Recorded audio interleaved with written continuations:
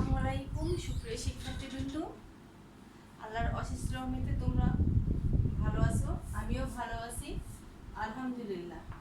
অনলাইনে ক্লাসে তোমাদের স্বাগত। এর আগেও আমি তোমাদের আরো ক্লাস নিয়েছি।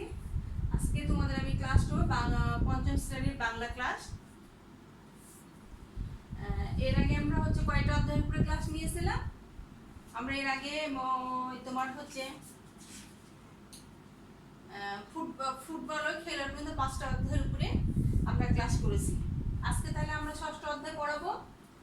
তোমরা সবাই বইটা বের করো তো। দেখো 26 নাম্বার পেজ। আজকে আমরা 6টা অধ্যায় পড়ব। বীরের রক্তে স্বাধীনে দেশ। বীরের রক্তে স্বাধীনে দেশ। বইটা খোলো, তোমরা সবাই খোলো বইটা। দেখো আমরা একটু রিডিং করি। এই বীরের রক্তে স্বাধীনে দেশ, এটা তোমার বা 1971 সালে যারা দেশের জন্য শহীদ হয়েছেন তাদের উদ্দেশ্যে তোমার এই গল্পটা। তারপর যারা মুক্তিযুদ্ধে ছিল, যেমন তোমার বীরশ্রেষ্ঠ আব্দুর রউফ, তারপর বীরশ্রেষ্ঠ নূর মোহাম্মদ শেখ, তারপরে বীরশ্রেষ্ঠ মোহাম্মদ রুহুল আমিন। এই মুক্তিযুদ্ধের উপরেই তোমার বীরের রক্তে স্বাধীন এ দেশ, এর উপরে গল্পটা লিখা।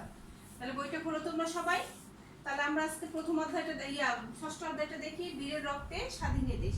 আমরা একটু রিডিং করি, পড়ে দেখি যাদের জীবনীটা কি ছিল, তারা কোথায় মারা গেছে, তারপরে কোথায় তাদের কবর দেওয়া হয়েছে, তাদের সমাধি আছে, এগুলো আমরা একটু পড়ি দেখি। দেখো, দুরন্ত এক কিশোর, নাম নূর মোহাম্মদ শেখ, বাবা মায়ের একমাত্র সন্তান।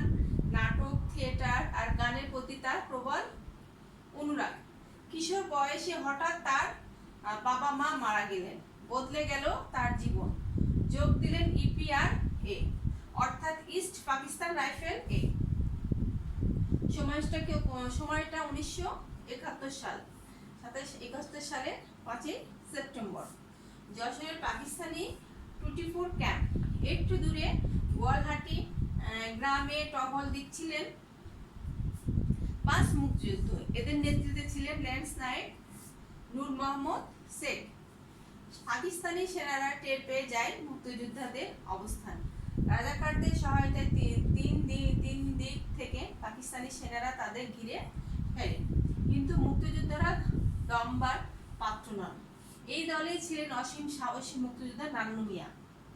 কিন্তু প্রতিপক্ষের একটা গুলি হঠাৎ এসে লাগে তার গায়ে।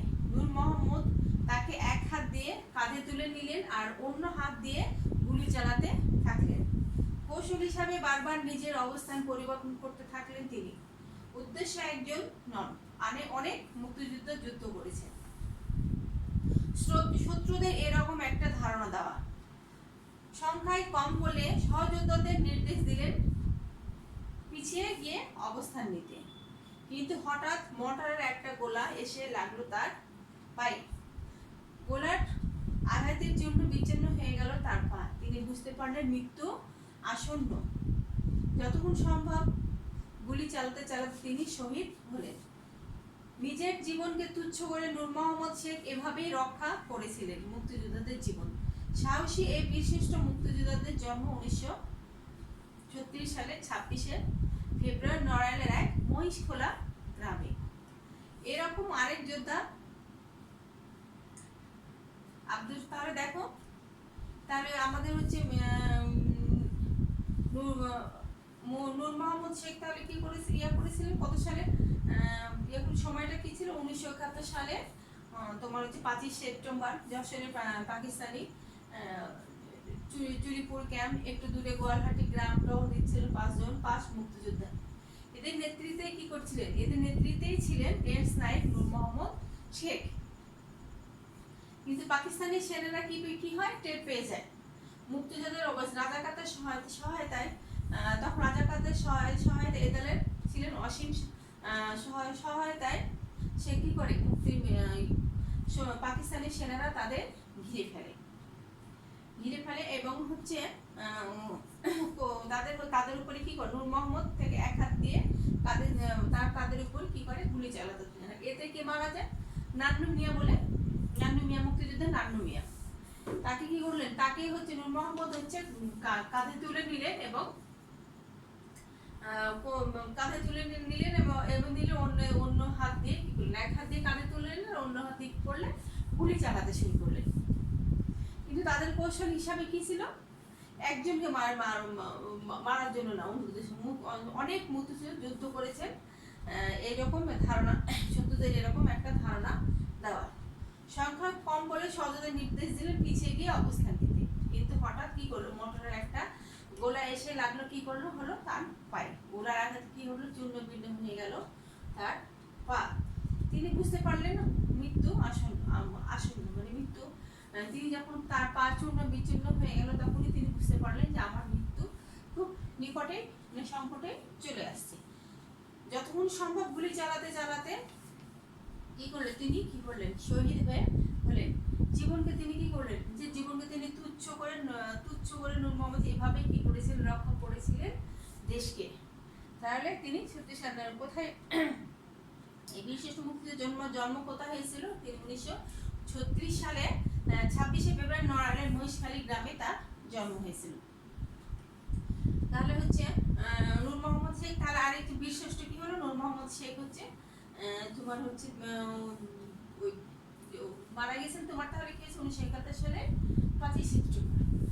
তা আরেকটি মুক্তিযোদ্ধা দেখো, তোমরা দেখো ছবিতে, দেখো ছবিতে দেখো, বীরশ্রেষ্ঠ নূর মোহাম্মদ শেখ, তারপর বীরশ্রেষ্ঠ আব্দুর রউফ। তার এটা হচ্ছে কি হচ্ছে নূর মোহাম্মদ শেখ। আমরা এখন নূর মোহাম্মদ শেখ সম্বন্ধে জানলাম, এবার কি আমরা দেখবো বীরশ্রেষ্ঠ আব্দুর রউফ।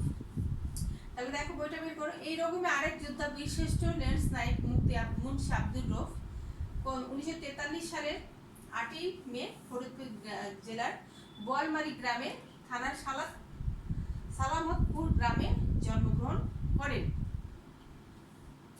ছোটবেলায় দারুণ দুরন্ত ছিলেন।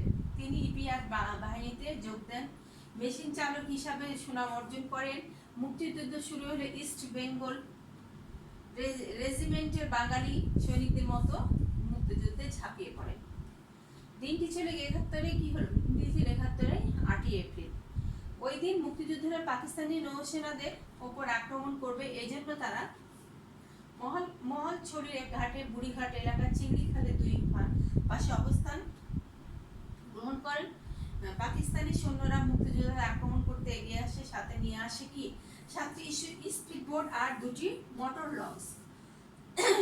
স্বল্প সংখ্যক মুক্তিযোদ্ধাদের মৃত্যু ছিল অবধারিত, তবু মুক্তিযোদ্ধারা পালিয়ে যাননি। আব্দুর রউফ নিজেই দায়িত্ব নিলেন কি নিজের জীবন দিয়ে সবাইকে রক্ষা করার। হালকা একটা মেশিন গান হাতে তুলে নিয়ে গুলি ছুঁড়ে শত্রুদের রুখে দিতে থাকলেন। সহযোদ্ধাদের বললেন নিরাপদে সরে যেতে। স্পিডবোটই ডুবে গেল। বাকি লঞ্চ দুটো থেকে গুলি ছুটতে ছুটতে তারা কিছু হটতে থাকলো। এরকম মুহূর্তে হঠাৎ একটা কি হলো, গোলা এসে পড়লো তার উপরে। তিনি শহীদ হলেন। বীরের রক্তস্রোত রঞ্জিত হলো মাটি। রাঙামাটি জেলার বোট বাজারের কাছে নানিয়া চলে চিংড়ি খালের কাছাকাছি একটি টিলার উপর সমাহিত বীরশ্রেষ্ঠ মুন্সি আব্দুর রউফ। পরবর্তী সময়ে সমাধিকে স্মৃতিস্তম্ভ রূপান্তরিত করে সরকার। তাহলে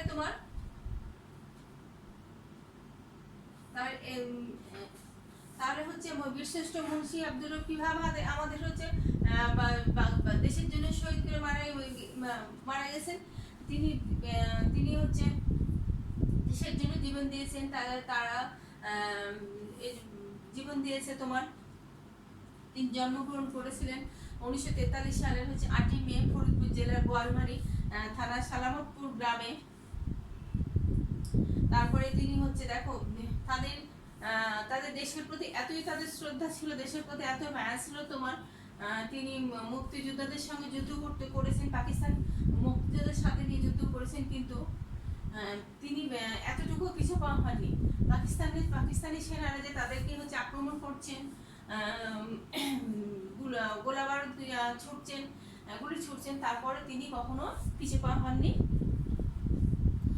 আর তার উপরে এসে গোলা এসে পড়ে তিনি দেশের জন্য শহীদ হন। কাছে তিনি দেশের জন্য শহীদ হন এবং তার হচ্ছে সমাধি দেওয়া তোমার হচ্ছে তার এবং তিনি দেশের জন্য শহীদ হয়ে যান। তিনি কি রাঙামাটি জেলার দেখো বাজারের কাছে নানিয়াচরের চিংড়ি খালের কাছাকাছি একটি টিলার উপর সমাহিত হন বীরশ্রেষ্ঠ মুন্সি আব্দুর রব। পরবর্তী সময় সমাধিকে স্মৃতিস্তম্ভ হিসাবে পরবর্তী তার হচ্ছে সমাধিটিকে স্মৃতিস্তম্ভ হিসাবে রূপান্তরিত করে সরকার। তারপর আরেকটি তার মুক্তিযুদ্ধের ছবি দেখো, ইনি হচ্ছে বীরশ্রেষ্ঠ রুহুল আমিন, ইনি হচ্ছে বীরশ্রেষ্ঠ রুহুল আমিন। দেখো তারপরে তোমরা পরের পেজটা দেখো,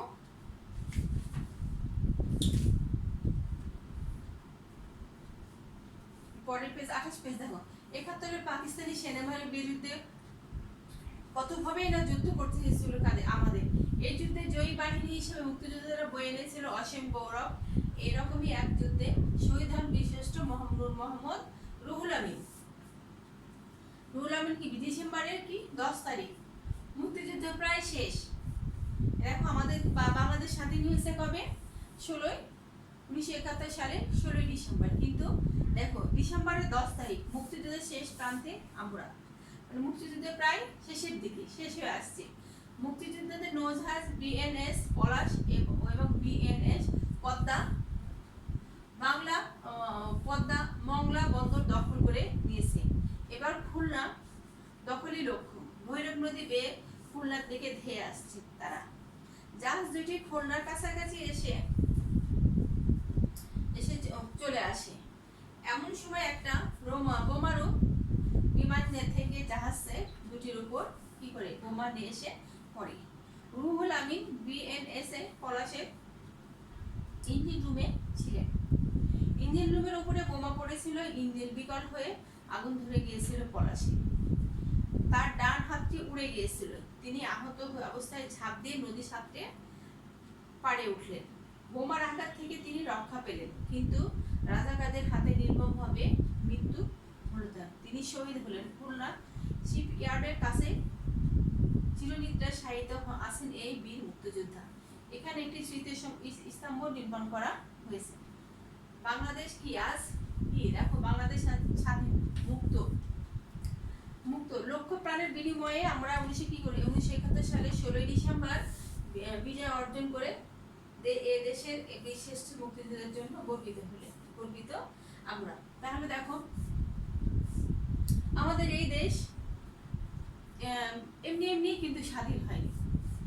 এই দেশের জন্য অনেক লোক অনেক মুক্তিযোদ্ধা, অনেক লেন্স নায়ক আছে, যেমন আমার বীরশ্রেষ্ঠ যেমন তার রুহুল আমিন, আব্দুর রব, তারপরে হচ্ছে নূর মোহাম্মদ শেখ, এরা কিন্তু দেশের জন্য কি করেছে, জীবন দিয়েছে। তুমি দেখো রুহুল আমিনের কথা বলি, এনার হাত বোমার একটা বোমারি থেকে ওনার হচ্ছে জাহাজে পড়ে কিন্তু হচ্ছে হাত উড়ে যায়। তারপরে তিনি কিন্তু প্রাণে বেঁচে যায়। কি করে, তিনি নদীতে ঝাঁপ দিয়ে দেয়। ঝাঁপ দিয়ে তিনি সাঁতরে এক কিনারায় উঠে। কিন্তু দেখো রাজাকাররা এমন ছিল যে হচ্ছে ওই মুক্তিযোদ্ধাকে ওই রুহুল আমিনকে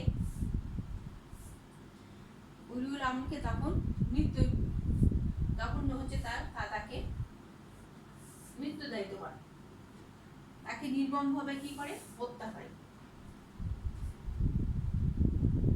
তাহলে এই হলো আমাদের আজকে 3টা বীরের কথা। আমরা বীরের রক্তে স্বাধীন এদেশ, এই 3টা বীরের কথা জানলাম। তারা কিভাবে মৃত্যুবরণ করেছে, কোথায় জন্মগ্রহণ করেছে, তাদের সমাধি কোথায় দেওয়া আছে, সমাধি কোথায় পড়া আছে, তাদের স্মৃতি স্তম্ভ হিসাবে কোথায় রাখা হয়েছে। তাহলে আমরা হচ্ছে এই বীরের এই রক্তে স্বাধীন এই দেশে আমরা কি জানলাম, 3টা বীরের কথা জানলাম। তারপরে হচ্ছে বীররা কিভাবে মুক্তিযুদ্ধ করেছে তাদের কথা জানলাম। তারা দেশের জন্য কিভাবে দেশে কিভাবে স্বাধীন করেছে এটা আমরা জানলাম কিছু। তারপরে দেখো তোমরা হচ্ছে বইটা খুলো, বইয়ের দেখো 28 নম্বর পেজে দেখো কিছু শব্দ আছে। দেখো কিছু শব্দ অর্থ আছে। আমি দেখো শব্দ অর্থগুলো আমরা জানি। শব্দ অর্থ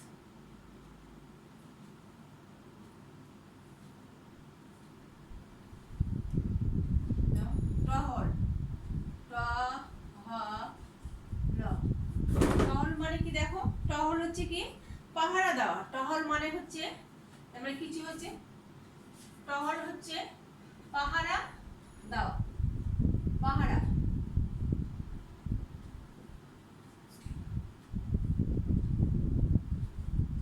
টহল হচ্ছে পাহারা দেওয়া। তারপরে কি আছে দেখো আসন্ন।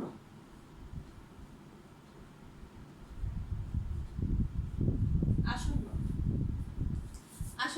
আসন্ন মানে কি হচ্ছে, আসন্ন অর্থ হচ্ছে তোমার হচ্ছে নিকটে।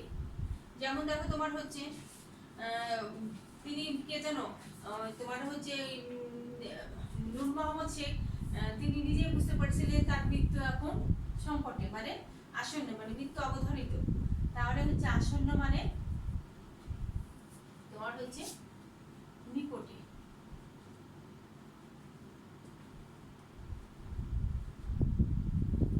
তারপরে হচ্ছে দেখো অবধারিত।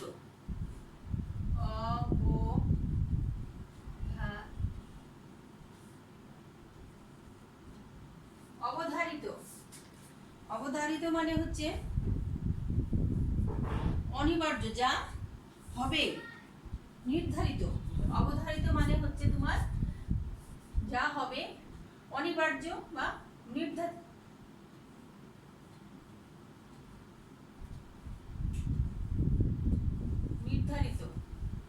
তারপরে দেখো রক্তস্রোত।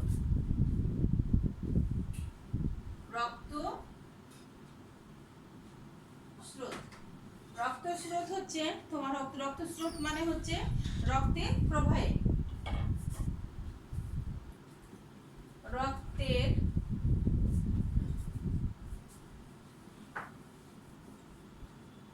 প্রবাহে। তারপরে রঞ্জিত।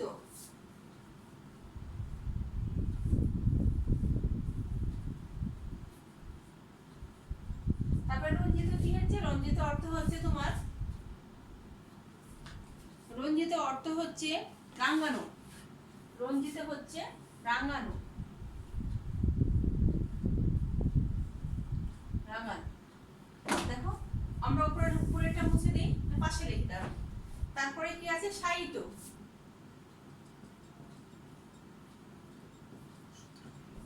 শায়িত মানে কি, শায়িত অর্থ হচ্ছে শুয়ে আছে এমন। শায়িত মানে হচ্ছে ঘুমিয়ে থাকা, ধরো শুয়ে থাকা।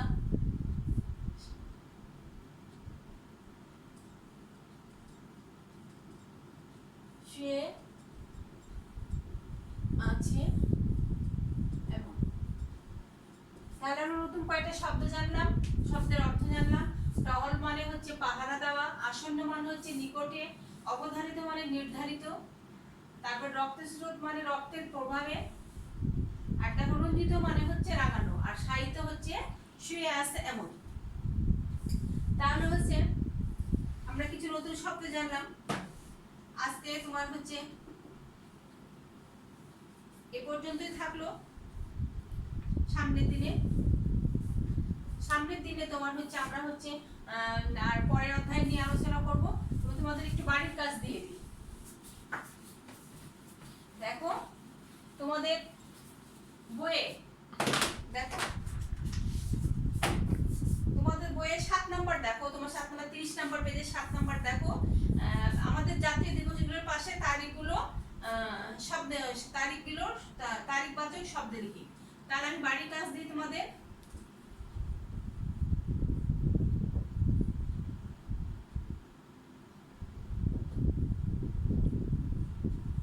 বাড়ির কাজ হচ্ছে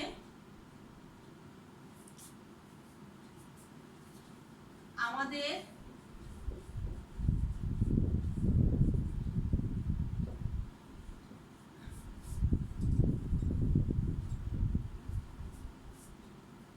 জাতীয় দিবস গুলো তারিখ